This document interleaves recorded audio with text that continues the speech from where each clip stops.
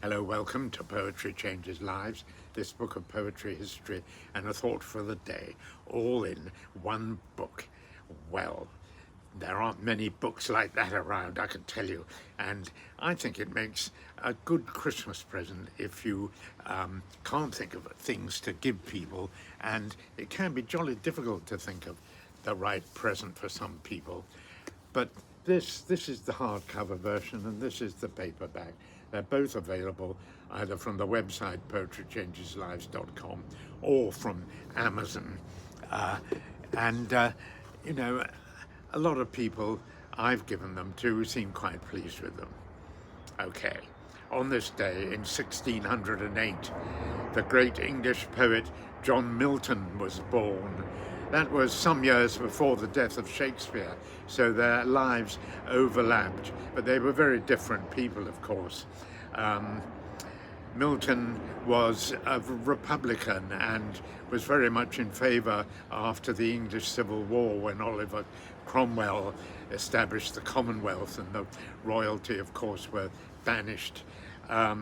But when they were restored and King Charles II came back to the throne, Milton, of course, became rather unpopular, and he was lucky to be protected by his friends. So he didn't play his cards very well, and the later part of his life was a bit subdued as a result, also because he became blind. By 1654 he was completely blind, and much of his work had to be produced through dictation, mainly to his daughters. They described him rather graphically as like a cow ready for milking every morning, pacing the room until he had been unburdened of his verse. I can just picture it, his daughters sitting patiently waiting to take dictation as the great man paced around. He's somewhat out of fashion nowadays, but I think his poetry is very great. It's very sort of pious and sincere and moral. It's not full of sort of fun or anything like that, but it's good stuff. I'm going to read his very well-known, poignant sonnet on his blindness, which is a bit sad in a way, but very sincere.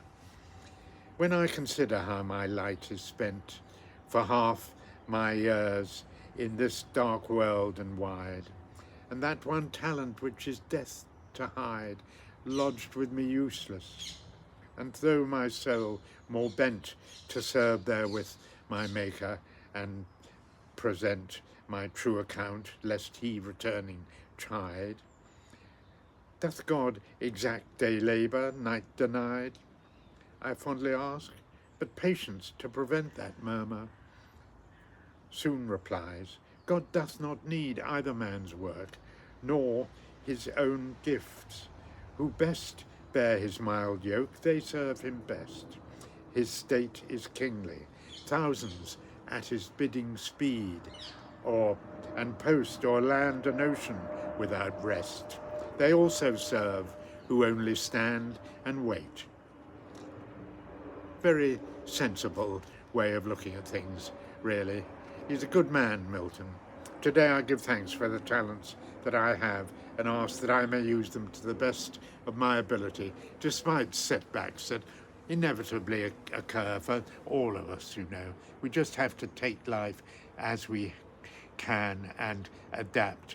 It's the response that matters. Thanks for listening.